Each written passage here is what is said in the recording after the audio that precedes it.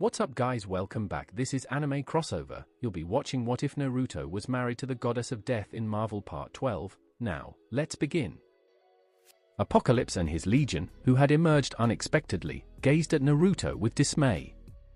Hayla blushed and rose up from Naruto's knee to fix her hair. Following that, she had a strong desire to murder. To think that these guys saw her that way. Not one of them should survive. After a brief time of perplexity, Naruto noticed both the golden doorway and Dr. Strange's guilty face slowly fading in midair. Naruto immediately grasped what was going on. Then he grew enraged. He didn't anticipate trouble to make its way to him while he was sheltering here. Very excellent, Dr. Strange. If I don't remove your skin, I won't be named Naruto. Before Naruto could go seeking for problems with Dr. Strange, Apocalypse and the others had already seen him with Hayla. How could the Apocalypse and his legion not recognize Naruto, given that this was one of their key aims for the trip? Apocalypse had assumed Naruto was hiding in Asgard, but he was surprised to discover Naruto was hiding in the Himalayan high mountains. This was easy. He had located him without making any effort. Apocalypse thought about this as he gently soared in front of Naruto, looking down at him. You are a fake deity. Why don't you kneel when you see me, the true god? The Apocalypse's voice was loud and majestic. It was as if Naruto were inferior to him. In actuality, Apocalypse did not pay much attention to Naruto. From his perspective, how could an opponent who hid in the icy mountains and refused to confront himself be worthy of his, the Apocalypse's, attention? The Scarlet Witch and Quicksilver's eyes became crimson as they stood behind Apocalypse. They could no longer contain their wrath and deadly purpose after finally seeing their father's killer and adversary. The Scarlet Witch shouted and instantly unleashed the horrific chaos magic on Naruto. Quicksilver evaporated in a second. He ran towards Naruto at a pace that beyond the capabilities of regular human eyesight. Scarlet Witch was extremely powerful. Although she had not yet realized the full capacity of chaos magic, she was not significantly weaker than the Apocalypse. After all, she was the woman who nearly tore Thanos apart. Quicksilver, like the Flash from the next universe, was a speed master. It's simply that, in comparison to the Flash's incredible speed, which was nearly BUG level, Quicksilver appeared to be a lower quality version.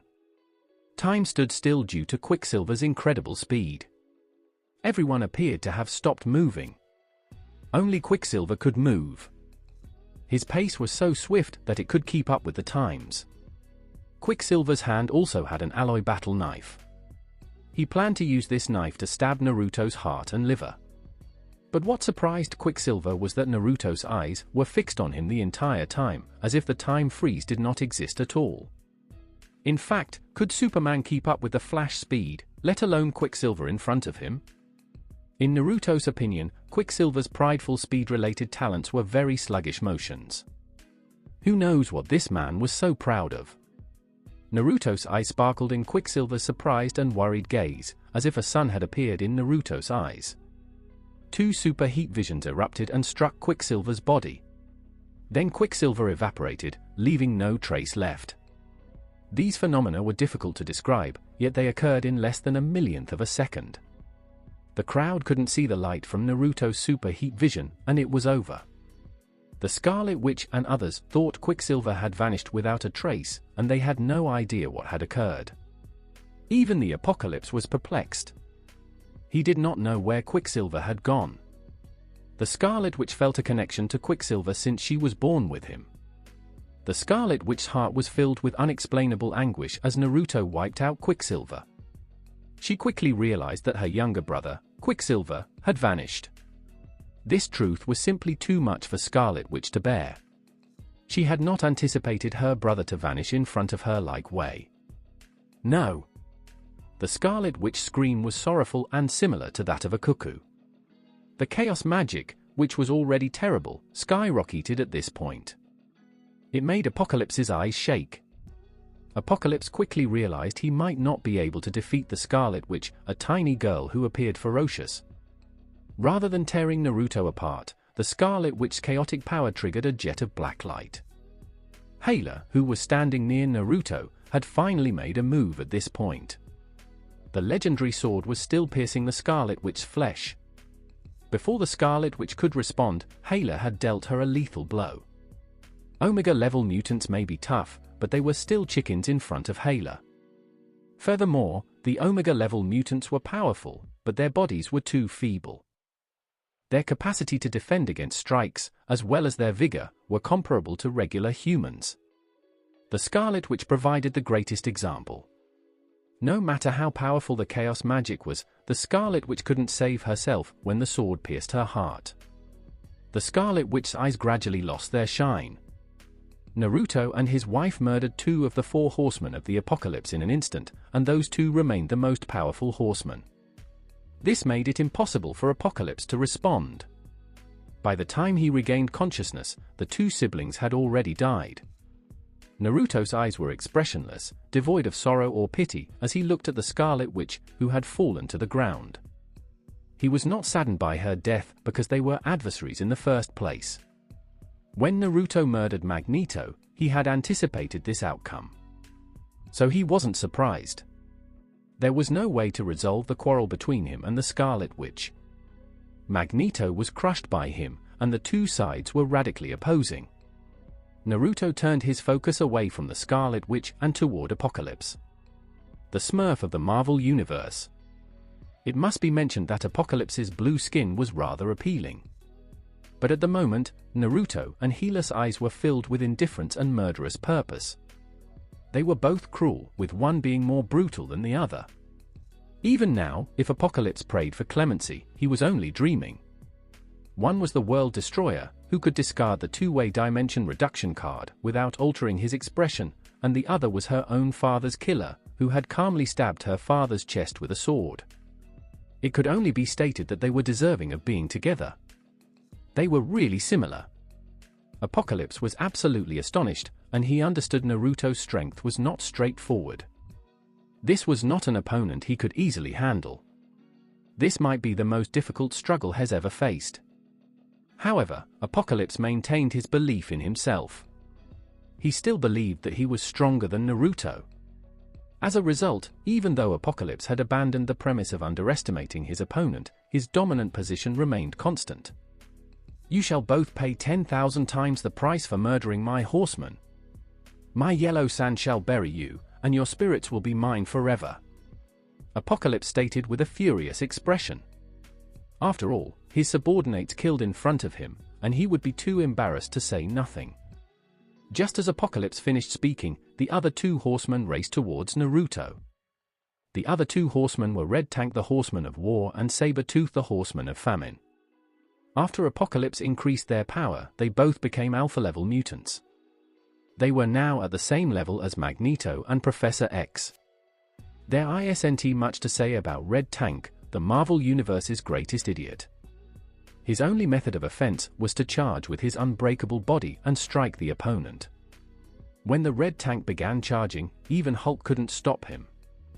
However, Naruto did not stop his charge, and when the Red Tank was going to collide with him, he calmly extended his right hand.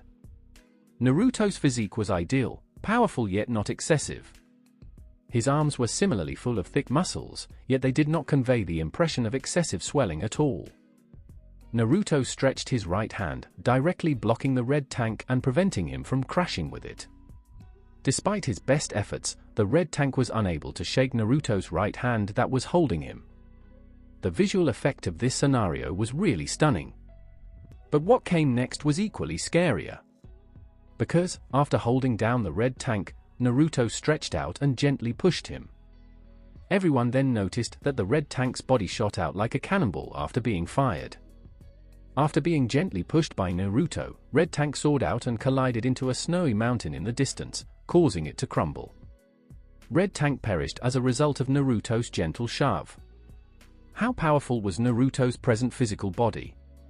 It was not an exaggeration to imply that with a simple push, he could propel Earth out of the solar system. How could Red Tank stop such power? The Hulk remained mostly unchanged. Everyone there was taken aback by what they saw. The mutant stared at Naruto, who gently retreated his right hand, as if staring at a monster. Apocalypse was the first to respond, instantly separating himself from Naruto. He was reluctant to engage in hand-to-hand combat with such a formidable opponent. He would certainly face severe consequences if he did. Unfortunately for the Saber-tooth, he was about to become Naruto's next target. The Saber-tooth was an older sibling to Wolverine, and possessed a strikingly similar set of abilities. Wolverine and Saber-tooth possessed remarkable healing abilities, although Saber-tooth did not possess the same adamantium alloy as Wolverine. Furthermore, the Saber-tooth proved to be superior to Wolverine in close combat. Simultaneously, he possessed a keen intuition that consistently aided him in timely risk avoidance. As always, this time was no different. Just as Naruto set his sights on him, an overwhelming feeling of danger consumed him. This made the Saber-tooth realize that Naruto was someone he should not underestimate. Thus, without hesitation, he quickly attempted to flee. However, Naruto refused to give him this opportunity. Indeed, Naruto had no intention of relinquishing control over these mutants. Despite instigating him, they all still desired to depart. Did they truly believe that they could disrespect the god of the earth so effortlessly? Naruto refrained from pursuing Saber-tooth and instead released a chilling breath, taking his time. Furthermore, a grand total of 105 mutants from the Apocalypse Legion, including Saber-tooth, were transformed into stunning ice sculptures. Naruto's second kill, executed with utmost professionalism and efficiency. Given Naruto's immense power, handling these mutants felt like a one-sided confrontation. Naruto has reached a level of power where he can effortlessly extinguish the sun with a single breath. What were these extraordinary beings? It is worth noting that Naruto restrained himself on numerous occasions, often to a significant degree. Otherwise, the entire Earth would have experienced a global cooling event and all the organisms on the surface would have been subjected to freezing temperatures. The Earth would have transformed into a frigid sphere from a shattered orb. Witnessing this sight, Apocalypse was overcome with a sense of shock. He had attempted to accurately gauge Naruto's strength, but to his surprise, he had still underestimated him. Given Naruto's immense power, he transcended the role of being merely the deity of the earth and ascended to become the supreme ruler of the entire universe. Apocalypse realized that he had no hope of emerging victorious against such a formidable opponent. When it came to escaping, the Apocalypse's pride prevented him from getting away. Well, in fact, Apocalypse was fully aware that there was no way for him to escape. Instead of wasting time on futile endeavors, it would have been more beneficial to focus on something practical. Apocalypse swiftly returned to Naruto's side, soaring through the air. Then, with a swift motion, he gracefully knelt down to Naruto. "Dear God, I am ready to be your devoted follower. Please spare my life." Apocalypse readily surrendered without hesitation, without considering putting up a fight. He made this decision based on the understanding that surrendering might offer him a chance at survival, whereas resisting would leave him without any control over his fate. It's uncertain how Naruto would deal with Apocalypse. Would it be a swift and merciless defeat, or a chilling demise? Given the inevitable outcome, it may be worth considering making an appeal for leniency. What if he had the ability to endure? Regarding integrity, Apocalypse had already lost it. He had experience with similar tasks in the past. He had been in a kneeling position for a considerable amount of time before he was brought back to life in the present day. Apocalypse was not only a king of Egypt from the beginning. Contrary to popular belief, his original identity was that of a slave. During that period, he had not yet fully utilized his physical capabilities, thus he exerted maximum effort to ensure his survival. And thus, the Apocalypse saw no issue with yielding to Naruto at this moment. Regardless, Naruto's strength was incredibly formidable, making it unsurprising for others to plead for mercy in his presence. Nevertheless, as Naruto observed Apocalypse, who was kneeling before him and repeatedly banging his head on the ground, Naruto's expression remained unchanged. He had no intention of sparing Apocalypse's life, even if he had the power to control him like a dog. Only those lacking self-reliance sought assistance from others. The truly accomplished individuals often found themselves in solitude. Thus, Naruto turned his attention towards Hayla, curious about her intentions. Hayla was in agreement. she also had no desire for the apocalypse to survive. A sword swiftly emerged and firmly impaled the apocalypse, immobilizing it instantly. How could an apocalypse dare to enter the eyes of the Queen of Asgard, Hela? Hela had a condescending attitude toward someone of lower rank. It was more efficient to simply eliminate the problem and move on. After successfully eliminating a group of 108 mutants and their leader, Naruto swiftly vanished from the snowy mountaintop through a portal. Even though the apocalypse was over, Naruto would always remember the person responsible for sending it his way. Naruto refused to release his grip on the individual who had brought trouble upon himself. He had no interest in Doctor Strange, but now Doctor Strange had unexpectedly decided to challenge him. From Naruto's perspective, he was exhausted from life. Even Yao had to show respect when she encountered Naruto. Did Doctor Strange have the audacity to challenge Naruto? After defeating Naruto by unleashing the apocalypse upon him, Doctor Strange made his way back to the prestigious Temple of New York City. He didn't approach this matter with a professional attitude. Regardless of the ultimate victor, none of them would pose a temporary inconvenience to him. He could confidently address his injury. However, soon after he took a seat, a shimmering portal materialized right before him. Then Naruto, with a professional demeanor, walked out of the portal. Observing Doctor Strange seated on the ground, Naruto made no effort to hide his intense determination to eliminate him. Doctor Strange was also taken aback. He was taken aback by Naruto's sudden appearance. This demonstrated his ability to efficiently resolve the apocalypse and his legion. Upon this realization, Doctor Strange's expression contorted. He became aware of the predicament he was in. Clearly, Naruto arrived to confront him. Doctor Strange promptly rose to his feet, casting a wary glance at Naruto, whose expression was far from welcoming. "Hey, friend, pay attention to what I'm saying. There seems to be a miscommunication here. I had considered transporting those individuals to the snowy mountains with the intention of exposing them to extreme cold, but I had not anticipated that you resided in that location." Doctor Strange maintained a composed demeanor as he continued to make intricate hand gestures, his face reflecting a sense of regret.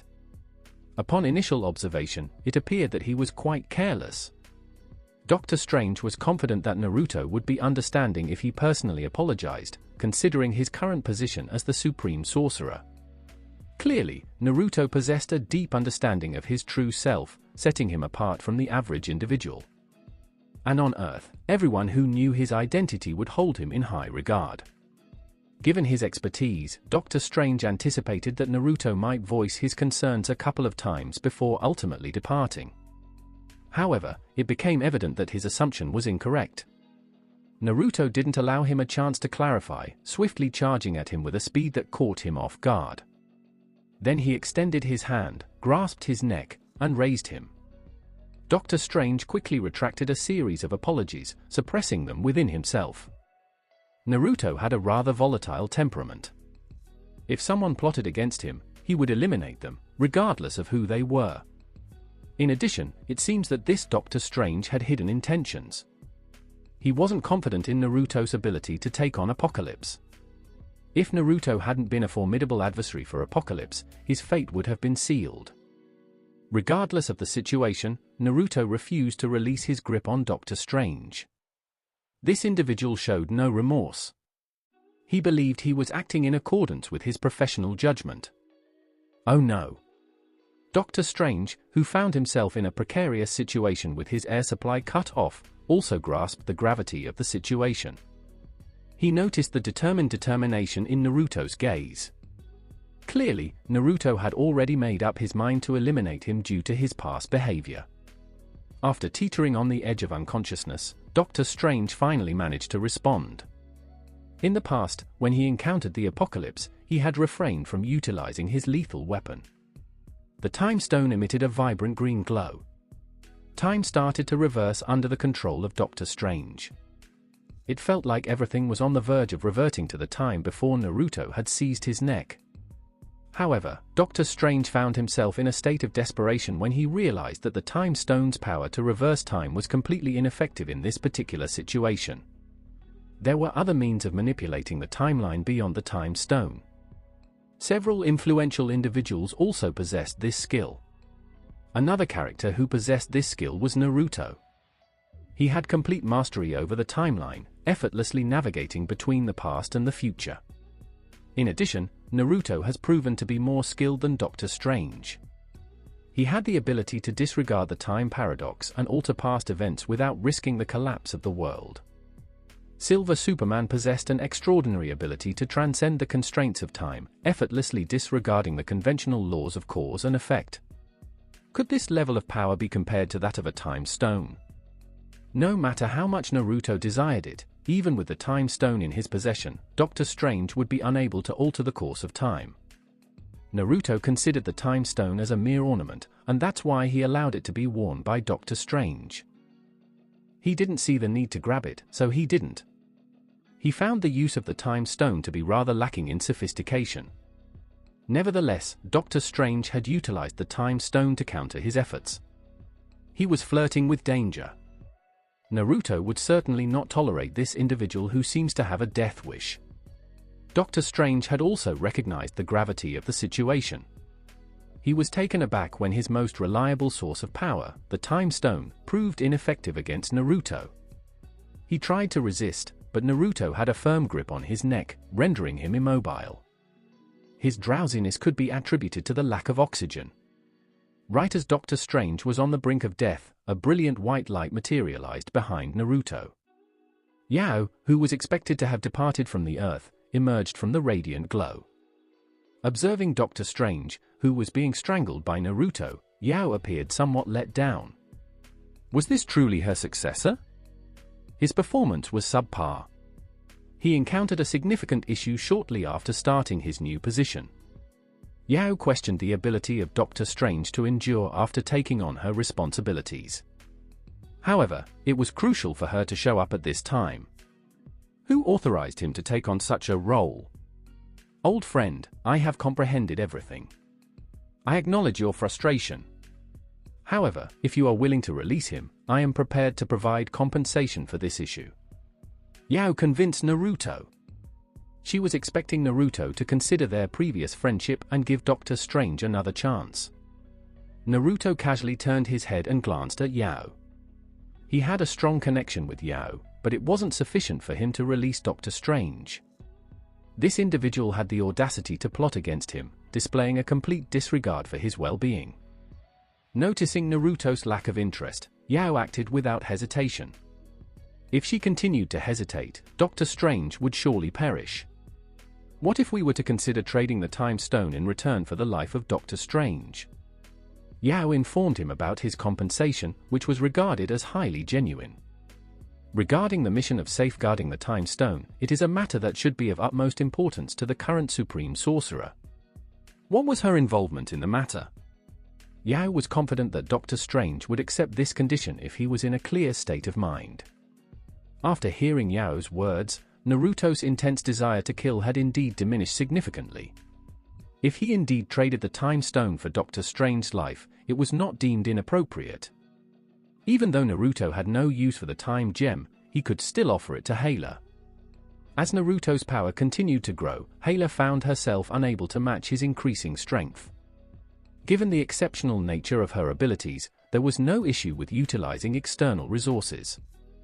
Furthermore, Hayla had already acquired 3 Infinity Stones. If she also acquired the Time Stone, she would possess a total of 4 stones. Perhaps in the future, Hayla could gather all 6 Infinity Stones and assume the role of the one who wields their power with a simple snap of her fingers. Ultimately, Naruto accepted Yao's proposition and reached out his hand to extract the Time Stone from Doctor Strange's chest. Doctor Strange's power, which had been diminished after losing his Time Stone, had significantly weakened. In the future, his opportunities to stand out would be extremely limited. Nevertheless, this alone did not meet Naruto's expectations. The Time Stone was merely the cost for the life of the Strange Doctor, but that doesn't imply that Naruto couldn't accrue any interest. Yao witnessed as Naruto's left eye unleashed a powerful heat vision. As expected, Doctor Strange was struck directly in the face by the scorching ray. Then, a portion of Doctor Strange's face melted, creating a truly terrifying sight.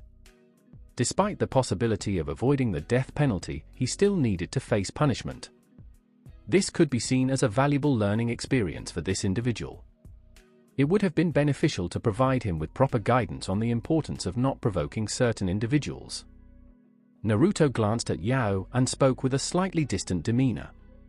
A wry smile also appeared at the corner of Yao's mouth. Had she been aware of the eventual outcome, she would have intervened sooner. Regrettably, everything had already reached a point of no return. Naruto didn't linger for very long and promptly turned to depart. Not only did he leave Dr. Strange with lasting scars, but he also managed to steal the Time Stone. Dr. Strange believed himself to be a skilled and authoritative sorcerer, confident in his abilities and unrestricted by limitations. Nevertheless, his overconfidence proved to be his downfall, leaving him with no one else to hold accountable. Yao gazed at the unconscious Dr. Strange, her eyes filled with disappointment. She couldn't help but feel discouraged by such an heir. Nevertheless, she had retired regardless, and she had made every effort to assist Dr. Strange on this occasion. Regarding his future plans, the decision was entirely his to make. Considering this, she turned around and departed, devoid of any sentimental attachment to the place she had protected for countless millennia. After some time, half a day had gone by, and Dr. Strange regained consciousness in a state of confusion. His initial sensation was a sudden, intense discomfort in his face. He was strongly inclined to touch his face, but he refrained from doing so. He steeled himself to approach the mirror. Then he encountered an extremely unattractive visage. Upon catching sight of his own reflection, he promptly crumbled. This incident was a significant setback for him. His face was severely disfigured, and to make matters worse, the Time Stone was also lost. Dr. Strange found himself in an unexpected situation due to a minor, unintentional mishap. Even now, Dr. Strange believed he had acted appropriately. Contrary to popular opinion, he strongly disliked Naruto. He believed that Naruto displayed a lack of professionalism and an inability to reason. Eventually, due to his own beliefs, Dr. Strange would suffer a devastating consequence. Upon his return from the Temple of New York City, Naruto dutifully delivered the Time Stone to Hayla. Naruto found the Infinity Stones to be of little use, even when he managed to gather all 6 of them. It would be best if he handed them over to Hayla. Allow her to provide excellent care for them. Hayla was also lacking in professionalism. She promptly extended her hand to retrieve the Time Stone from Naruto's grasp. Regardless, she was Naruto's partner, and it was difficult to determine who benefited and who experienced a setback in their relationship. Furthermore, in the event of a loss, the Apocalypse and his legion would undoubtedly suffer the most devastating consequences. If Dr. Strange hadn't caused any issues, Apocalypse would have been unstoppable throughout the entire United States. It was inevitable that he would bring destruction to the entire United States. Ultimately, Dr. Strange had directed him to Naruto. He was swiftly defeated by Naruto without any hesitation. Apocalypse was incredibly distressing. He perished unexpectedly before he could even launch his assault.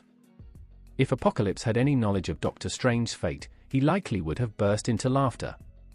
By the way, I received a message from Asgard informing me that Thanos has been located. Hayla carefully stowed the Time Stone, then embraced Naruto with a gentle embrace, speaking softly. Over time, Hayla developed a growing sense of tenderness towards Naruto. Now, she was constantly by Naruto's side, like a loyal companion. So, what has Thanos been up to recently? Naruto also developed a keen interest. Indeed, it was Thanos. At this stage, Naruto continues to prioritize Thanos as a significant and potentially dangerous figure. In addition, he is gathering Infinity Stones. Recently, Planet Xander fell into the clutches of Thanos, who successfully seized the Power Stone.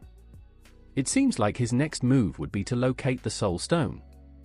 Regrettably, Asgard spaceships do not meet the necessary standards, otherwise we would have been able to explore the universe and potentially disrupt Thanos' plans. Hayla responded with a tinge of disappointment. From the moment Thanos launched his assault on one of the 9 realms, resulting in the tragic demise of Nidavellas skilled dwarfs, a bitter enmity was forged between Asgard and Thanos. In recent years, Asgard has been diligently seeking out information regarding Thanos. It had been seeking an opportunity to seek retribution. However, it was unfortunate that the spaceships of Asgard did not meet professional standards. The sailboat-shaped spaceship was quite impressive. It could be seen as a top-tier spaceship in the universe. However, when it came to large spaceships, Asgard proved to be insufficient. Actually, this was connected to the Rainbow Bridge. Thanks to the Rainbow Bridge, Asgard had the ability to deploy its own forces across the vast expanse of the universe.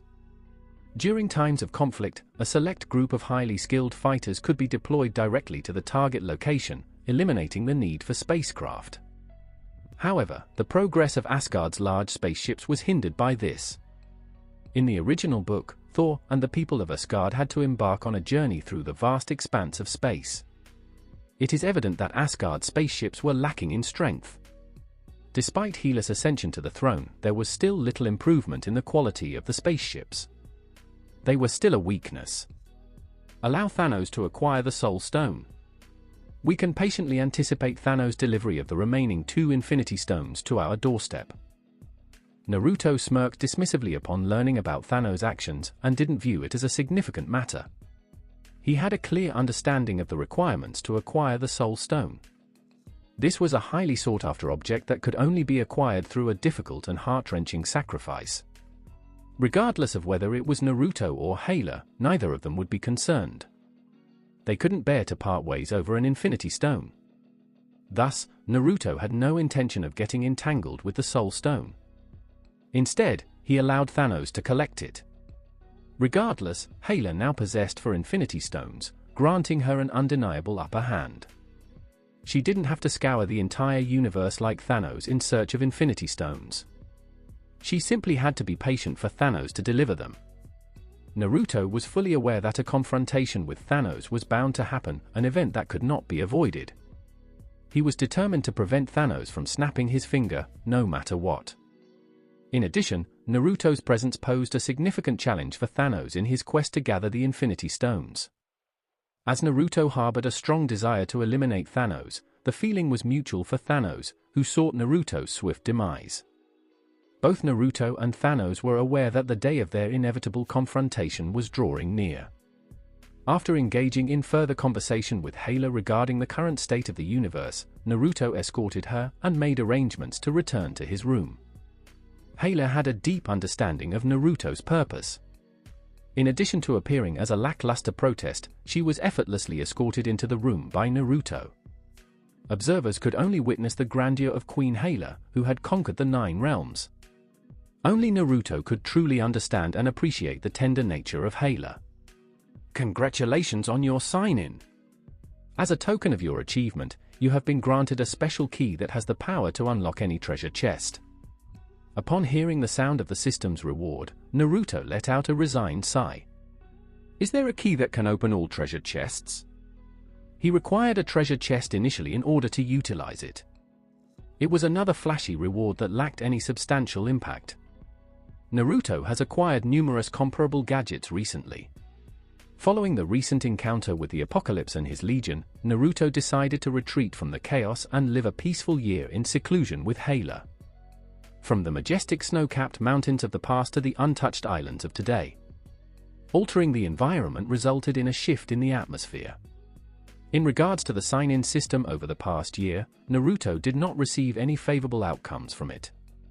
The rewards were disorganized, and there were few practical items. Thankfully, the current Naruto had already achieved a high level of strength. He was content with the level of recognition he received from the system. Furthermore, during this period of time, Naruto enjoyed a relaxed and worry-free existence alongside Hela. Asgard remained stable, with Frigga efficiently managing the country and ensuring that Hela was not a cause for concern. Regarding Earth, it remained unchanged. Order was guaranteed, but global hysteria was a thing of the past. There were still only a few individuals like Apocalypse who were ruthless. Over the past year, there have been only minor conflicts among supervillains. 180 people lost their lives at once, but it had become a tragic norm for everyone. Simultaneously, an increasing number of superheroes emerged. It also contributed to the increasing stability of the Earth over time. Certainly, numerous events unfolded throughout the course of this year. The small spider eventually encountered the Green Goblin, his fated adversary. Venom had arrived on Earth and was currently searching for a suitable host. Dr. Doom had initiated a plot of his own, and the Fantastic Four were engaged in a battle against him. Within the vast expanse of the universe, Thanos made the heart-wrenching decision to part ways with his beloved adopted daughter, Gamora, ultimately achieving his long-sought-after goal of acquiring the Soul Stone. It was another Infinity Stone in his possession.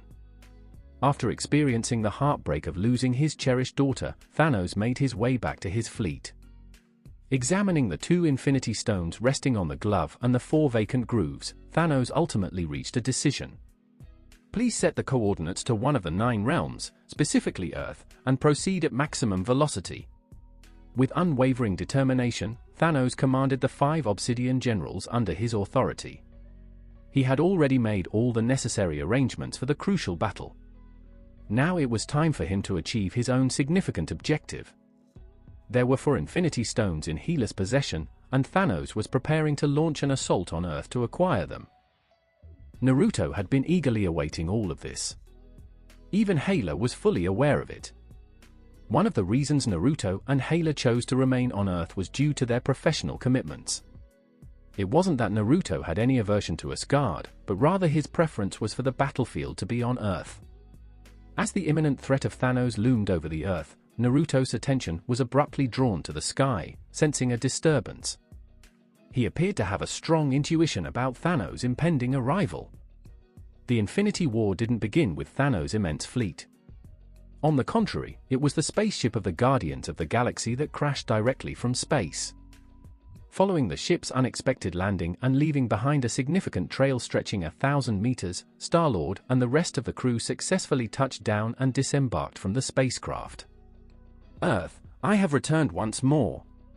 Observing the well-known and unfamiliar planet before him, Star-Lord whispered. He was a child who was born on Earth and had resided there for over a decade.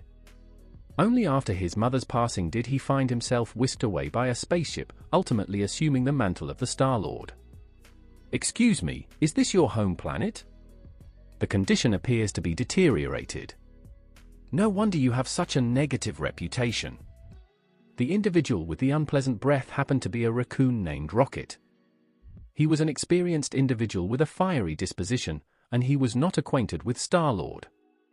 Additionally, he was a member of the Guardians of the Galaxy. However, Rocket's breath had a rather unpleasant odor. Groot! A small tree man said in a disgruntled manner. He strongly disliked free-fall landings. Is there a possibility of Thanos making an appearance here? A strong man with a fiery complexion asked aggressively. His primary motivation for tracking Star-Lord to Earth was driven by a deep desire for vengeance against Thanos. The Guardians of the Galaxy suffered a defeat at the hands of Thanos on planet Xander, resulting in the capture of Gamora. The Guardians of the Galaxy made their way to Earth to rescue their teammate and Star-Lord's girlfriend. They were aware that this was the final stop for Thanos, and by remaining here, they were certain to locate him. However, prior to conducting an investigation on Earth, the Guardians of the Galaxy found themselves already surrounded.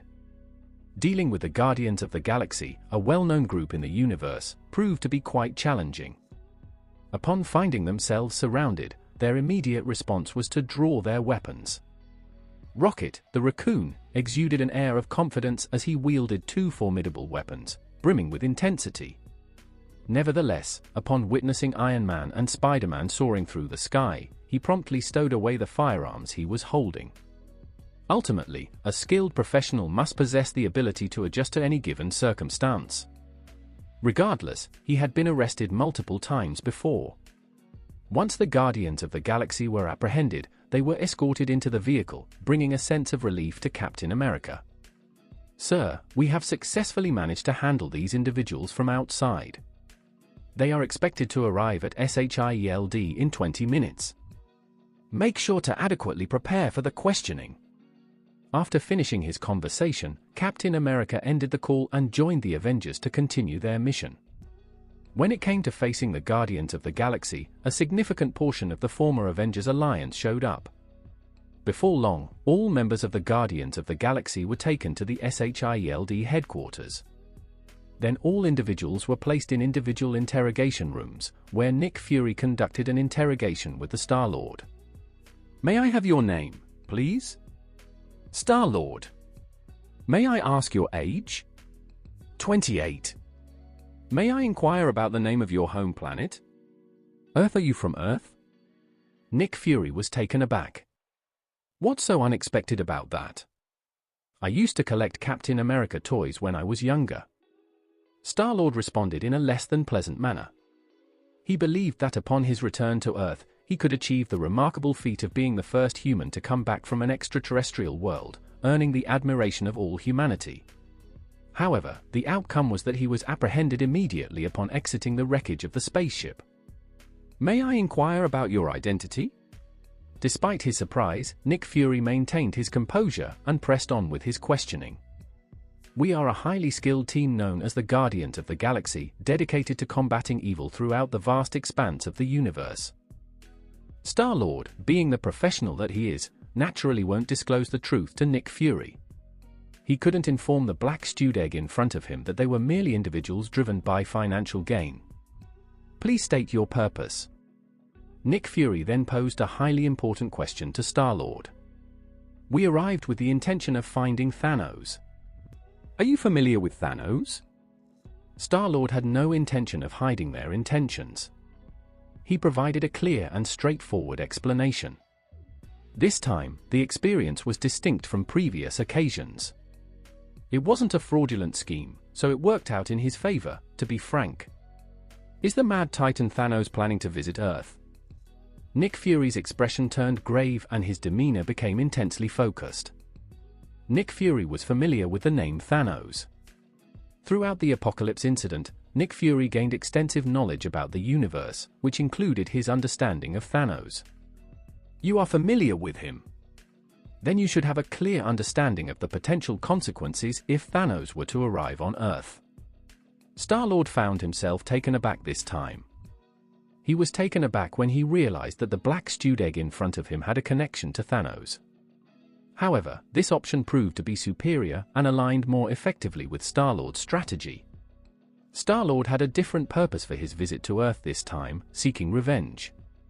However, Star-Lord recognized the importance of seeking assistance from others in order to have the best chance of defeating Thanos, rather than relying solely on his own abilities. Nick Fury gazed intently into Star-Lord's eyes, searching for any sign. However, upon gazing into his eyes, Nick Fury detected no signs of a guilty conscience. With a deliberate pace, he rose from his seat and departed the interrogation room. Nick Fury came to the realization that Star-Lord was indeed telling the truth. The formidable Mad Titan Thanos, known for his fearsome reputation throughout the universe, was making his way to Earth. This was certainly not a positive development for Earth. Nick Fury had some knowledge of Thanos' actions. He emphasized the dire consequences of Earth's failure to halt Thanos' attack, a devastating loss of half their population. This matter was of utmost significance. Nick Fury was hesitant to make any decisions on his own. He needed to report it promptly. Simultaneously, Nick Fury urgently activated a specialized pager to reach out to Captain Marvel for assistance. Nick Fury recognized the impending challenge of a formidable conflict that humanity was about to face. On the outskirts of the solar system, a space fleet led by Thanos has arrived here after numerous space jumps. With a sense of professionalism, Thanos observed the planets as they gracefully orbited the sun. "We may not survive this situation." Thanos pivoted and addressed his subordinates. All the 5 Obsidian generals under his command, along with the vanguard troops, maintained a solemn silence at this moment. It was evident to all that the upcoming event would be a significant and crucial battle. They were preparing to face an incredibly formidable deity on Earth. The video of Naruto obliterating the Shitori troops has been thoroughly analyzed by experts, yet even Thanos himself remains clueless on how to overcome him. It was clear to everyone that Thanos was speaking with utmost credibility. It's possible that all of them could perish on this planet. "Do you feel any fear?" Thanos once again requested the assistance of these individuals who served under his leadership. "We have no fear. We will accept death as our inevitable destiny.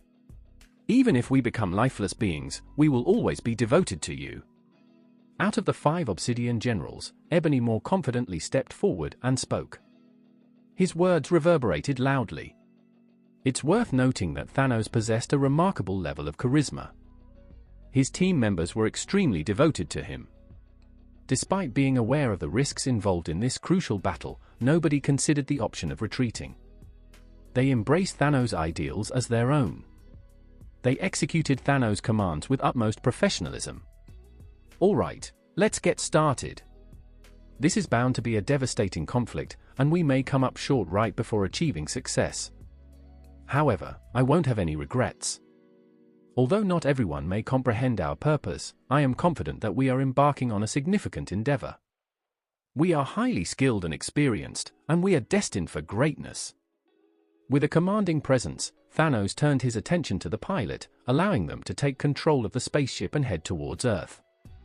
"Boss, NASA has just released a report stating that a significant number of spacecraft have been detected near the outer reaches of our solar system."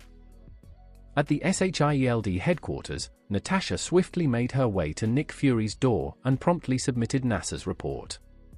"He has arrived." Nick Fury spoke with a serious tone. "Natasha, please notify everyone that it's time for the Avengers to come together." After instructing Natasha to contact the members of the Avengers, Nick Fury retrieved his cell phone once more and proceeded to make calls, one after another. Amazing Four, Dr. Banner, Tony Stark, and even Doctor Strange. At this crucial moment, Nick Fury called upon individuals with exceptional abilities, regardless of their past associations. This time, their adversary was not the Apocalypse and his Legion, nor was it an invasion by the Chitauri Legion, but a formidable boss. Undoubtedly, Nick Fury also considered Naruto. If that incident hadn't occurred previously, perhaps he would be more composed at the moment. Regrettably, everything was already beyond repair. Nick Fury briefly considered the situation before swiftly regaining his composure. Following that, Nick Fury utilized a specialized phone to establish communication with the Sword Bureau, situated in Earth's orbit. "Thanos has arrived. Get ready for the fight." Nick Fury's concise words set the entire Sword Bureau into a flurry of activity. Most of the members of the Sword Bureau were Skrulls, with only a handful of exceptions. These aliens, who were well prepared and experienced, had no option but to brace themselves for an impending conflict between Earth and Thanos.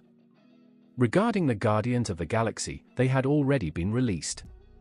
Star-Lord, known for his playful nature, had a more serious expression this time. Even he could sense the serious atmosphere before the crucial battle. The military around the world was well prepared for the war at this time. The findings of certain undisclosed experiments were now prepared to be deployed in the imminent conflict. Naruto, meticulously combing Heela's hair, abruptly halted his actions, a smug smile playing on his lips. "Thanos is here." Turning towards Naruto, Heela addressed him. Meanwhile, Heela revealed her collection of 4 Infinity Stones. These 4 Infinity Stones were glowing. Clearly, there was a strong connection between the Infinite Stones. These 4 Infinity Stones detected the presence of the remaining 2 Infinity Stones and eagerly prepared to react. It is time to resolve the outstanding obligation. Naruto also mentioned casually. Despite his straightforward demeanor, there was an undeniable air of danger surrounding him. As much as he anticipated a confrontation with Thanos, he also eagerly awaited a direct clash with the formidable villain. Now is the opportune moment. I have instructed Asgard to make the necessary preparations. This could prove to be quite a challenging endeavor. Heela also rose to her feet. She transformed from her gentle demeanor in front of Naruto to a menacing presence. Naruto agreed. He understood that this conflict would not be easily resolved. Thanos was not foolish. He didn't come here with the intention of perishing, despite being aware of the significant disparity in power between the opposing forces. It's worth noting that Heela single-handedly decimated Thanos, without even mentioning Naruto. Given the significant difference in power, it's hard to understand why Thanos would willingly put himself in a position where he could be defeated. There was only one option. Thanos possessed a clandestine weapon. Regarding the undisclosed weapon, Naruto couldn't speculate on its nature at the moment, but it was inconsequential. Regardless of who stood behind Thanos, Naruto was determined to eliminate him. "Naruto," I said. "I am determined to defeat Thanos." It's doubtful that even the OAA can ensure his survival. At approximately 10 o'clock in the morning, sirens blared across all regions of the United States. A large number of government agents swiftly mobilized to the streets and provided assistance to the police in order to safely evacuate the crowd. Many individuals sought refuge in the underground bases, their expressions filled with fear. It was widely understood that a conflict was imminent. Thanks to their previous encounters with the Chitauri army and the Angels, the people of the United States were able to respond swiftly and effectively. This time, careful planning was done in advance to prevent significant loss of life. The military has assumed control of all the major cities in the United States.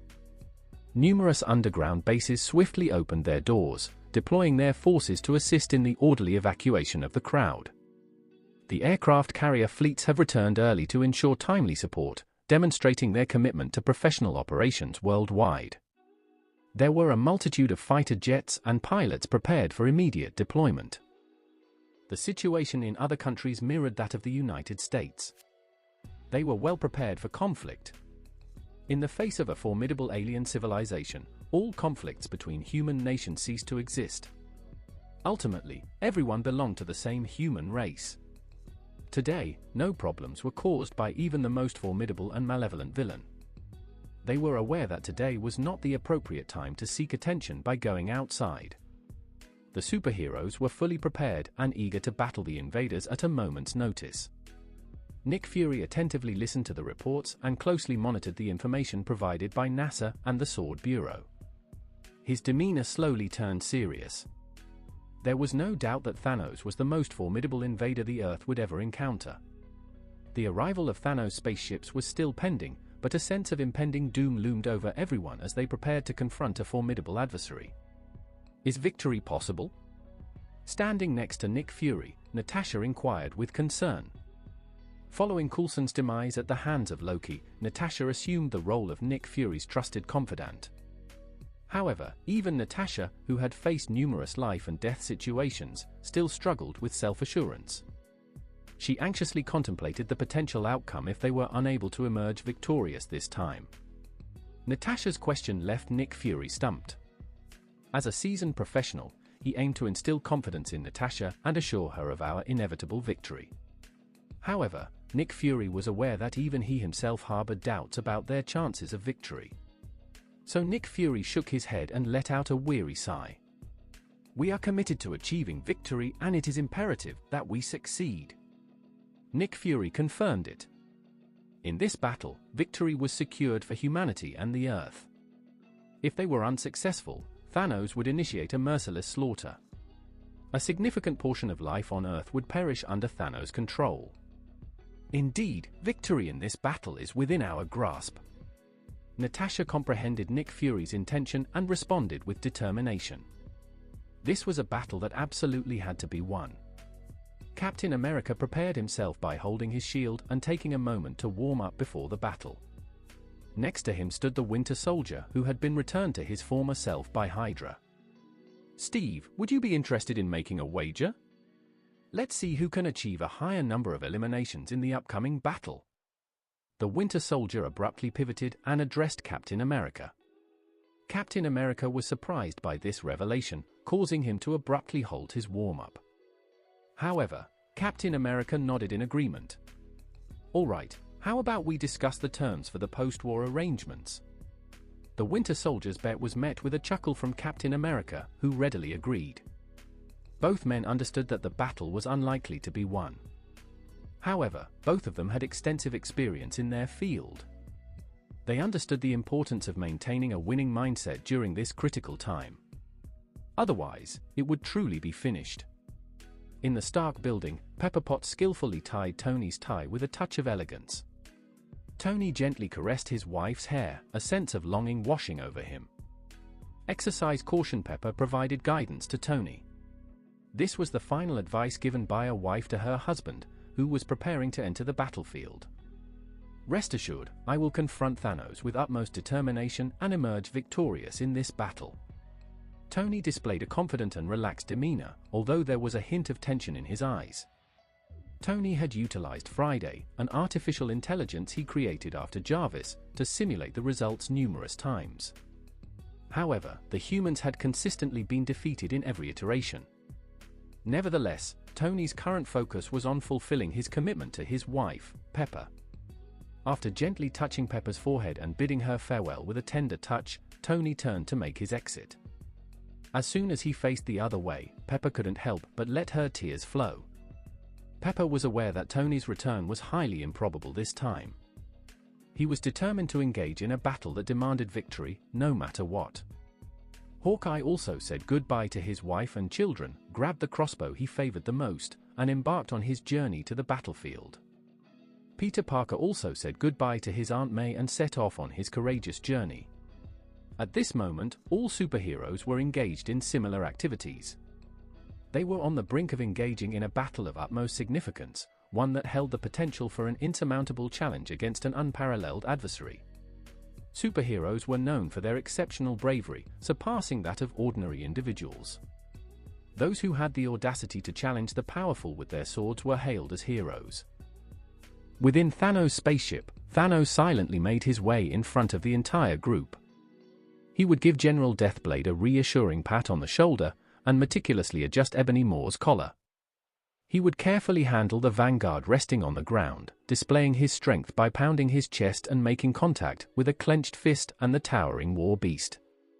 At this moment, he exuded an air of authority and determination, ready to lead his troops into battle and vanquish the enemy. He was getting his soldiers ready prior to the final conflict. Right now, the entire massive spaceship was completely quiet. There was complete silence. Everyone observed Thanos in complete silence. Observing Thanos as he walked past the crowd, it appeared that he had a keen interest in memorizing the faces of those around him. I am privileged to be part of this war alongside you. It would be a privilege for me to fight alongside you in this war.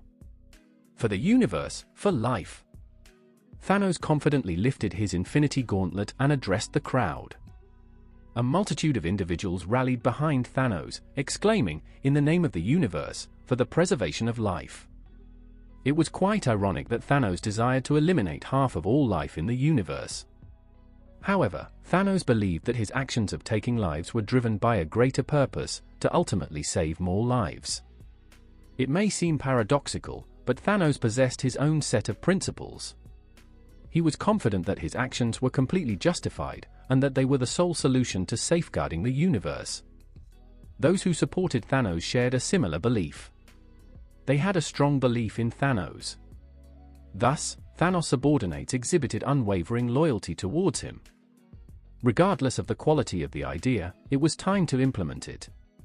Even Thanos himself was uncertain about the fate of his subordinates following the war.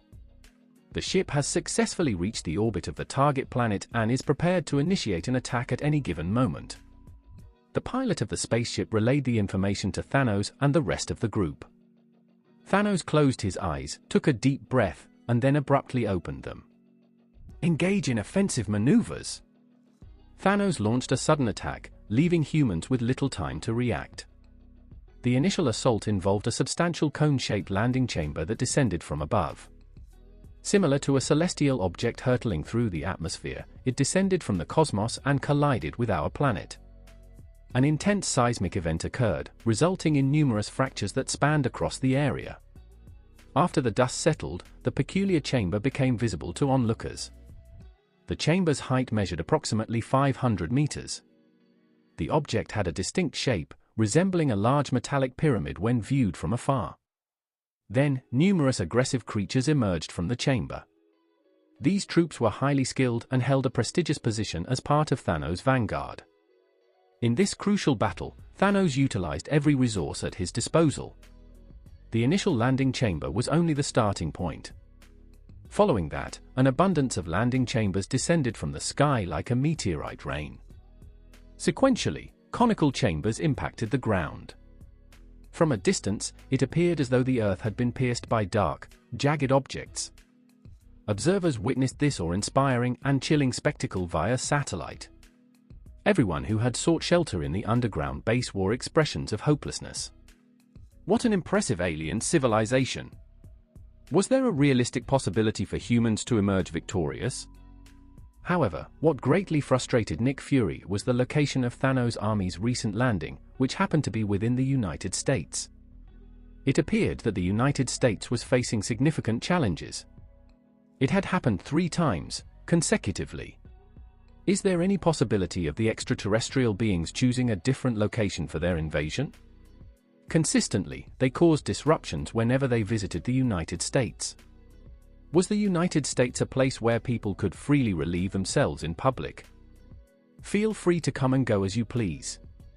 There was a specific reason why Thanos' army chose to land in the United States. Who requested Naruto to reside here previously?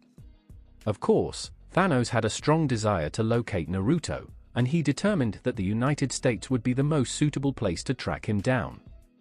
Just like in the previous 2 instances, the invaders had their own motivations as well. The initial invasion by the Chitauri army occurred due to the presence of the Cube of the Universe within the United States, thus leading to their decision to initiate an invasion. The second invasion by the Angels occurred due to the United States being recognized as the most powerful nation on Earth. If Angels were to decide to eliminate humanity, it would only make sense for them to target the most powerful nation initially. It was unfortunate that bad luck struck, but the United States, which had experienced 3 consecutive invasions, cannot be absolved of any blame. Examining the unappealing vanguards on the screen, Nick Fury took a deep breath. Avengers, launch your assault! Nick Fury addressed the group of superheroes standing behind him. Now that the adversary had emerged, it was time to extend a warm reception to them. The superheroes, who were already eager, demonstrated their powers in rapid succession and charged towards Thanos' army. Tony Stark assumed control and soared towards the forefront initially. Then, the individual with exceptional fire-handling skills burst into flames, transformed into a firefighter, and pursued the individual in question. In the distance, Spider-Man swiftly maneuvered through the urban landscape, utilizing his web-slinging abilities to swiftly make his way towards the impending conflict. There were also superheroes who lacked extensive mobility and therefore relied on their cars for transportation. The family members of these superheroes gazed at the screen before them. Displayed on the screen were the impressive figures of superheroes charging into the heat of battle. Everyone was quietly hoping for these superheroes to achieve the ultimate victory. They had endured harsh treatment, including criticism, suffering, and even torture at the hands of the military. However, superheroes have always remained true to their heroic nature. They consistently prioritized responding to disasters, always being the first to take action.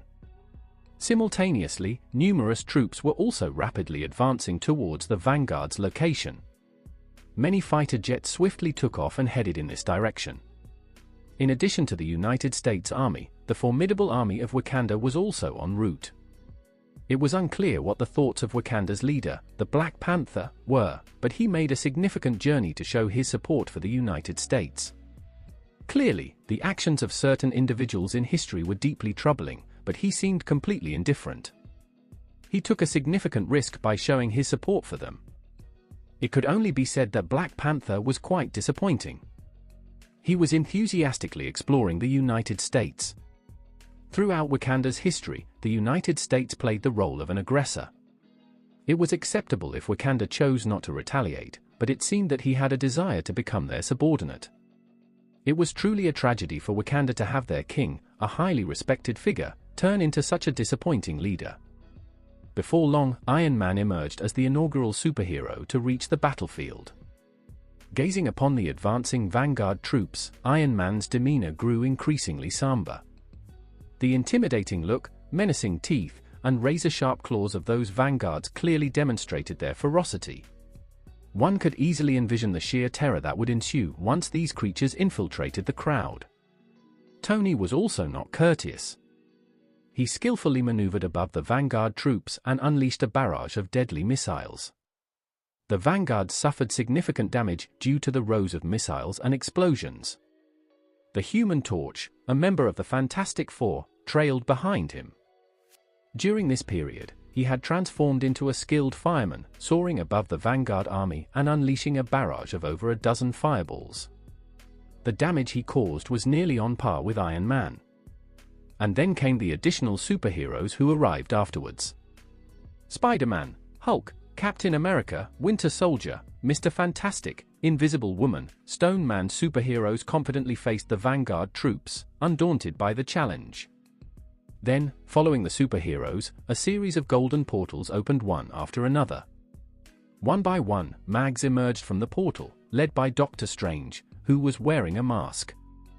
Following the appearance of the mags, the United States and Wakanda both deployed their respective armies. Black Panther approached Captain America and surveyed the vanguards before them, wearing a determined expression. This scene is quite disappointing. Black Panther said in a deliberate manner. He couldn't understand his attraction to Captain America. As the superheroes prepared themselves, the vanguard troops halted their advance. Next, the 5 Obsidian generals confidently stepped forward, casting disdainful glances at the cannon fodder before them. In the perspective of the 5 Obsidian generals, these superheroes were regarded as mere expendable pawns. Their greatest adversary remained the seemingly unbeatable deity of the earth. As the two sides faced off, a brilliant object swiftly descended from the sky, capturing the attention of the crowd. Within a brief period, this radiant entity arrived at the heart of the battlefield. At this moment, everyone witnessed the genuine appearance of this radiant object. She was an attractive woman with blonde hair. This was the individual Nick Fury had discovered. A formidable superhero who reigned supreme on Earth, Captain Marvel. Currently, Captain Marvel's body was radiating a brilliant golden light. She appeared impressive and exceptional. The arrival of the vanguard of Dark Order on Earth was quite unexpected. Having established herself as Captain Marvel, a vigilant guardian of justice in the vast expanse of the universe, it was only natural for her to be familiar with Vanguard. Upon receiving Nick Fury's urgent message, Captain Marvel swiftly returned. Thankfully, she had arrived punctually. Simultaneously, an enormous spaceship descended slowly from the sky. The primary spaceship of the Space Fleet, where Thanos was situated, was preparing to touch down. The massive primary spacecraft of the Space Fleet resembled a towering peak as it descended gradually.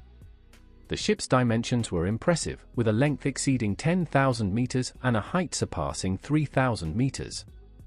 It was an extraordinary display that surpassed all expectations. It's evident that the immense pressure from this central ship affected everyone involved. The eyebrows of Captain Marvel were raised as a golden light flashed within her eyes. She transformed into a radiant stream of light and swiftly propelled herself towards the central spaceship. This scene left the superheroes and even the 5 Obsidian generals in a state of shock.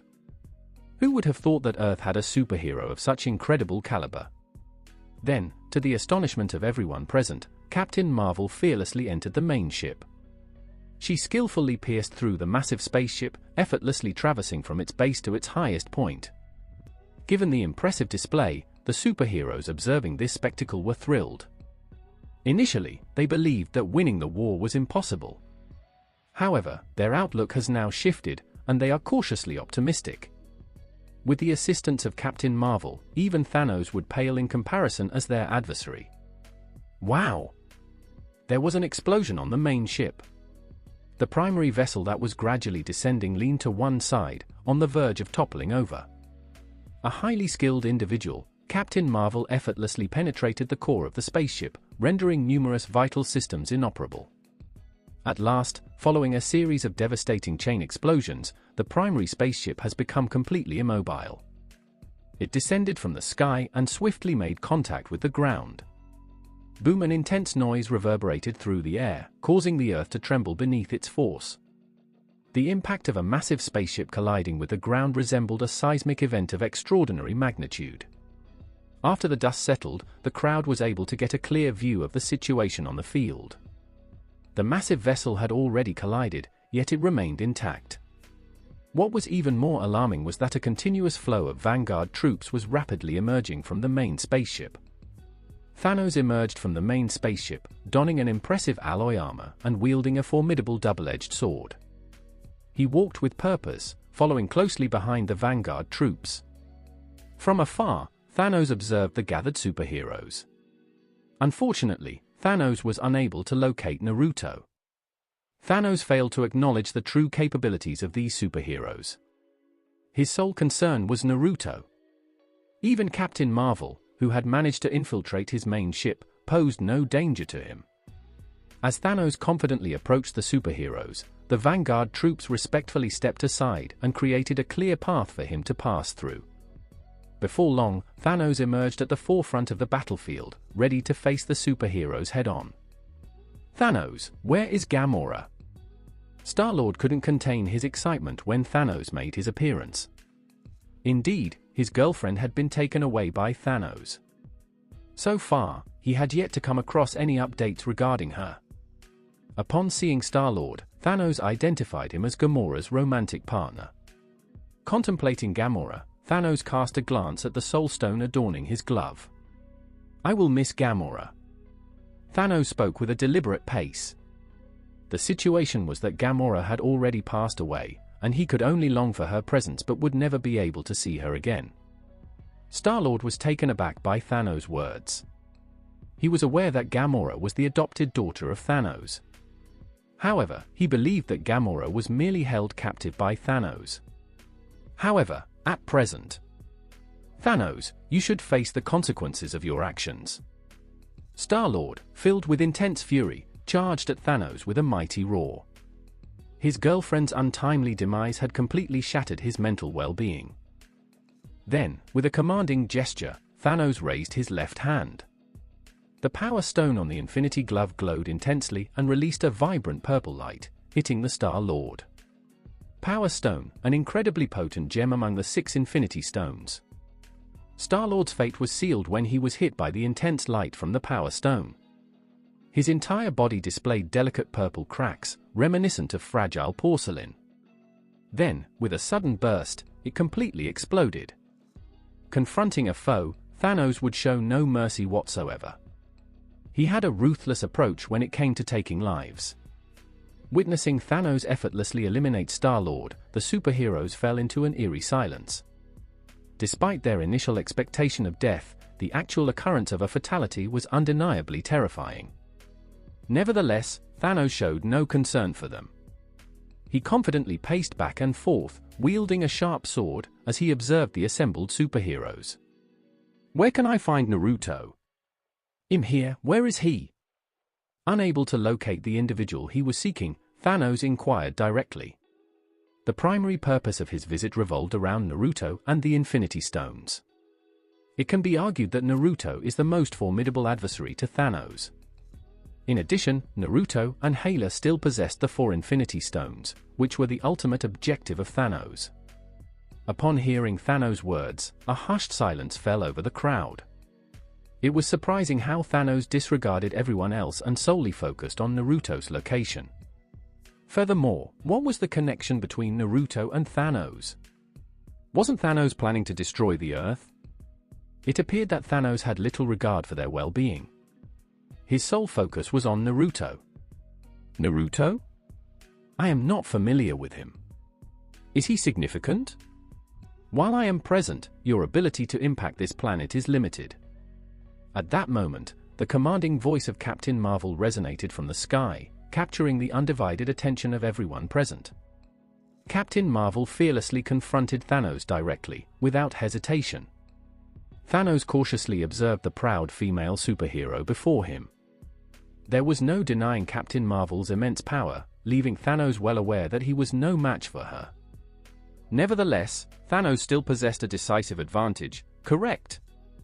I never had any intention of causing harm to this planet from the very start. I have a straightforward goal: locating Naruto and completing our duel. By the way, I am determined to reclaim what is rightfully mine. Thanos calmly articulated his intention. Right from the start, he showed a genuine concern for the Earth. There was only one formidable adversary in Thanos' perspective, and that was Naruto. Nevertheless, the superheroes remained unconvinced. Was it really necessary for him to create such a spectacle just for Naruto? Were the space fleet and landing chambers really necessary? Captain Marvel remained skeptical of Thanos' words. Upon her return to Earth, she found herself lacking information about the current state of affairs. As an illustration, she was aware of Naruto's existence, but she had yet to lay eyes on him. Furthermore, she believed Naruto was no match for her. Interestingly, during her exploration of the universe, Naruto's name never crossed her path. Thanos failed to provide a clear explanation for his actions. He was indifferent to whether these individuals believed him or not. He patiently stood here, anticipating Naruto's arrival. He thought that his actions had attracted attention, and anticipated Naruto's imminent arrival. Regarding those superheroes, even if they were to withdraw at this moment, Thanos would remain indifferent. From the very start, his sole focus was on Naruto, completely disregarding the insignificant beings before him. He was puzzled by the sudden appearance of these ants and their belief that Thanos was after them. At the height of the tension on the scene, a mysterious dark blue space passage materialized out of nowhere. Naruto extended his hand, leading Hela out of the space channel with a deliberate pace, before emerging in front of the assembled crowd. Upon Naruto's arrival, he immediately captured the interest of the majority. Thanos gazed at Naruto and Hela with a grave expression, his eyes filled with gravity. This deity of the earth had finally made its presence known. Captain Marvel gazed at Naruto with a sense of intrigue. She perceived Naruto as a regular individual, lacking any exceptional qualities. However, if Naruto was a regular individual, would he have captured Thanos' interest? There was only one answer: she couldn't see through Naruto. This piqued Captain Marvel's curiosity even further regarding Naruto. Furthermore, there was Tony Stark, observing Naruto with a complex gaze. At first, he and Naruto were friends. However, following that incident, their relationship came to an end. There was also Doctor Strange, who had a determined gaze fixed on Naruto. He could never forget everything that Naruto had done to him. He not only took his time stone, but also completely destroyed his appearance. It could be argued that among the individuals in attendance, Doctor Strange appeared to have a strong aversion towards Naruto. Doctor Strange was well aware of the significant disparity in power between himself and Naruto. If he acted hastily to seek revenge, Naruto would likely eliminate him. Thus, it was more prudent to exercise restraint and await a favorable moment prior to taking action. Considering the circumstances, Doctor Strange made the decision to observe and await the outcome. Did Thanos intend to cause trouble for Naruto? It would be more favorable if Thanos were to eliminate Naruto, thus providing him with complete relief from his anger. Thanos and Naruto had a momentous encounter, coming face to face for the very first time. Despite their previous encounter being virtual, they had indeed met each other once before. And now, this was their initial official gathering, in a genuine sense.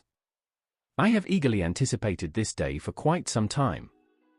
I hesitated for a while, but eventually, I decided to come here. Thanos glanced at Naruto and spoke. His demeanor exuded professionalism, leaving no doubt that his words were genuine. After witnessing Naruto's immense power, even Thanos couldn't help but feel defeated.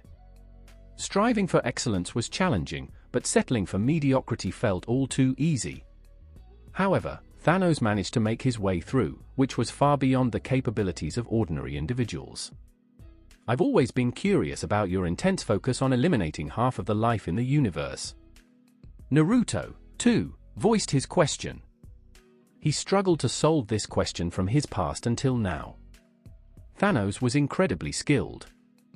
What could possibly motivate someone to cause such widespread destruction and loss of life? Upon considering Naruto's inquiry, Thanos took a moment to reflect before providing a response. For the greater harmony of the universe. The destruction of my home planet was a result of the overwhelming population. If only a fraction of the population had faced potential annihilation on the brink of devastation, my home planet would have thrived to this day.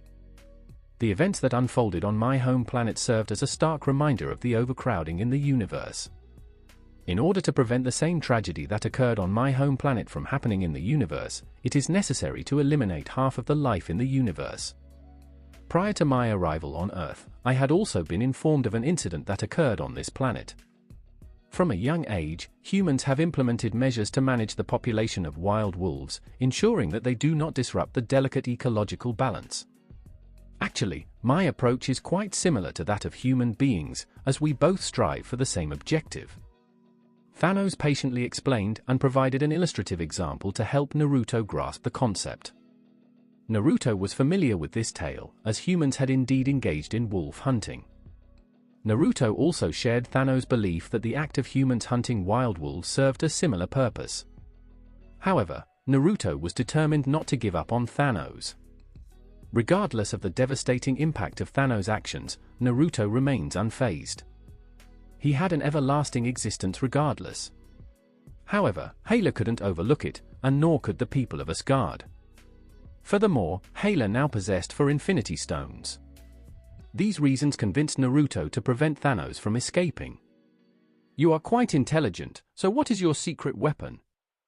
I find it hard to believe that someone like you would have the audacity to come all the way to Earth just to find me. Allow your assistants to emerge." Once Naruto had deciphered Thanos' intentions, there was no need for further communication between them. Regardless of the amount of discussion, the outcome ultimately relied on their level of expertise. Therefore, it would have been more appropriate for them to showcase their expertise and engage in a fair competition. Success is often determined by the outcome, leaving little for those who fall short. Impartial. Upon hearing these words, a wry smile crept onto Thanos' face. Naruto correctly deduced that Thanos had assistants. Otherwise, Naruto was too formidable for Thanos to even consider challenging. "Alright, let's begin the actual challenge." Thanos spoke with a deliberate pace. As Thanos spoke, a spatial channel suddenly appeared in the sky behind him. Next, a member of the Celestial Group emerged from the passage with a composed demeanor. This was only the start. After the initial spatial channel was opened, a series of subsequent space channels emerged, revealing the arrival of powerful beings from the Celestial Group. Within a brief span of time, the Celestial Group's figures enveloped the entire expanse of the sky. Naruto made a rough estimate that around 30,000 Celestials arrived on Earth. This formidable power was sufficient to exert control over all aspects of the universe. Especially when multiple highly influential entities within the Celestial Group surpassed the strength of Dormammu. Star-Lord couldn't contain his excitement when Thanos made his appearance. Indeed, his girlfriend had been taken away by Thanos. So far, he had yet to come across any updates regarding her. Upon seeing Star-Lord, Thanos identified him as Gamora's romantic partner. Contemplating Gamora, Thanos cast a glance at the Soul Stone adorning his glove. "I will miss Gamora." Thanos spoke with a deliberate pace.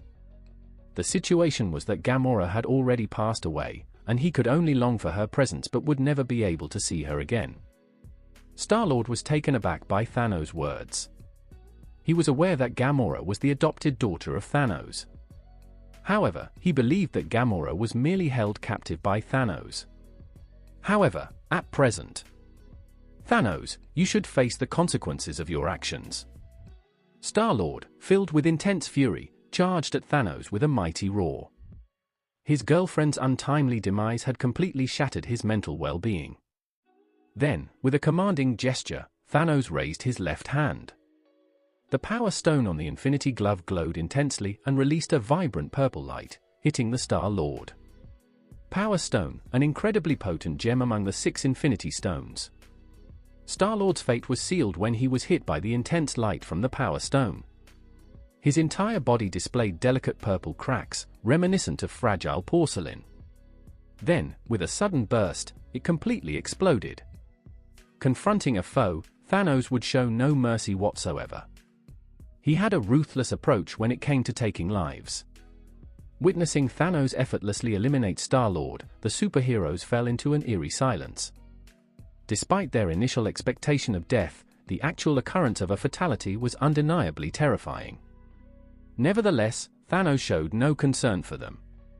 He confidently paced back and forth, wielding a sharp sword, as he observed the assembled superheroes. "Where can I find Naruto?" "Him here, where is he?" Unable to locate the individual he was seeking, Thanos inquired directly. The primary purpose of his visit revolved around Naruto and the Infinity Stones. It can be argued that Naruto is the most formidable adversary to Thanos. In addition, Naruto and Hela still possessed the 4 Infinity Stones, which were the ultimate objective of Thanos. Upon hearing Thanos' words, a hushed silence fell over the crowd. It was surprising how Thanos disregarded everyone else and solely focused on Naruto's location. Furthermore, what was the connection between Naruto and Thanos? Wasn't Thanos planning to destroy the Earth? It appeared that Thanos had little regard for their well-being. His sole focus was on Naruto. Naruto? I am not familiar with him. Is he significant? While I am present, your ability to impact this planet is limited. At that moment, the commanding voice of Captain Marvel resonated from the sky, capturing the undivided attention of everyone present. Captain Marvel fearlessly confronted Thanos directly, without hesitation. Thanos cautiously observed the proud female superhero before him. There was no denying Captain Marvel's immense power, leaving Thanos well aware that he was no match for her. Nevertheless, Thanos still possessed a decisive advantage, correct? I never had any intention of causing harm to this planet from the very start. I have a straightforward goal: locating Naruto and completing our duel. By the way, I am determined to reclaim what is rightfully mine. Thanos calmly articulated his intention. Right from the start, he showed a genuine concern for the Earth. There was only one formidable adversary in Thanos' perspective, and that was Naruto. Nevertheless, the superheroes remained unconvinced. Was it really necessary for him to create such a spectacle just for Naruto? Were the space fleet and landing chambers really necessary? Captain Marvel remained skeptical of Thanos' words. Upon her return to Earth, she found herself lacking information about the current state of affairs. As an illustration, she was aware of Naruto's existence, but she had yet to lay eyes on him. Furthermore, she believed Naruto was no match for her. Interestingly, during her exploration of the universe, Naruto's name never crossed her path. Thanos failed to provide a clear explanation for his actions. He was indifferent to whether these individuals believed him or not. He patiently stood here, anticipating Naruto's arrival. He thought that his actions had attracted attention, and anticipated Naruto's imminent arrival. Regarding those superheroes, even if they were to withdraw at this moment, Thanos would remain indifferent. From the very start, his sole focus was on Naruto, completely disregarding the insignificant beings before him. He was puzzled by the sudden appearance of these ants and their belief that Thanos was after them. At the height of the tension on the scene, a mysterious dark blue space passage materialized out of nowhere.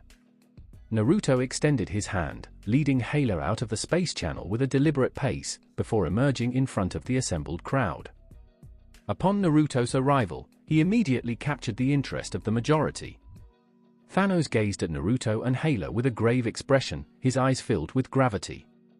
This deity of the Earth had finally made its presence known. Captain Marvel gazed at Naruto with a sense of intrigue. She perceived Naruto as a regular individual, lacking any exceptional qualities. However, if Naruto was a regular individual, would he have captured Thanos' interest? There was only one answer: she couldn't see through Naruto. This piqued Captain Marvel's curiosity even further regarding Naruto. Furthermore, there was Tony Stark, observing Naruto with a complex gaze. At first, he and Naruto were friends.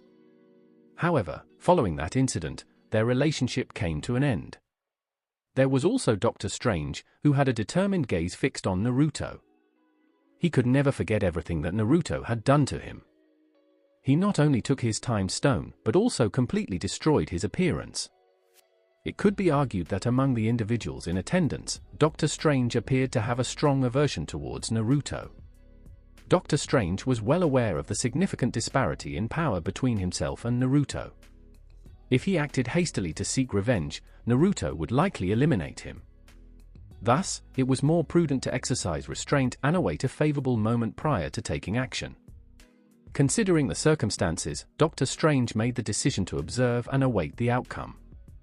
Did Thanos intend to cause trouble for Naruto? It would be more favorable if Thanos were to eliminate Naruto, thus providing him with complete relief from his anger. Thanos and Naruto had a momentous encounter, coming face to face for the very first time. Despite their previous encounter being virtual, they had indeed met each other once before. And now, this was their initial official gathering, in a genuine sense. I have eagerly anticipated this day for quite some time. I hesitated for a while, but eventually, I decided to come here. Thanos glanced at Naruto and spoke. His demeanor exuded professionalism, leaving no doubt that his words were genuine. After witnessing Naruto's immense power, even Thanos couldn't help but feel defeated. Striving for excellence was challenging, but settling for mediocrity felt all too easy. However, Thanos managed to make his way through, which was far beyond the capabilities of ordinary individuals. I've always been curious about your intense focus on eliminating half of the life in the universe. Naruto, too, voiced his question. He struggled to solve this question from his past until now. Thanos was incredibly skilled. What could possibly motivate someone to cause such widespread destruction and loss of life? Upon considering Naruto's inquiry, Thanos took a moment to reflect before providing a response. For the greater harmony of the universe. The destruction of my home planet was a result of the overwhelming population. If only a fraction of the population had faced potential annihilation on the brink of devastation, my home planet would have thrived to this day. The events that unfolded on my home planet served as a stark reminder of the overcrowding in the universe.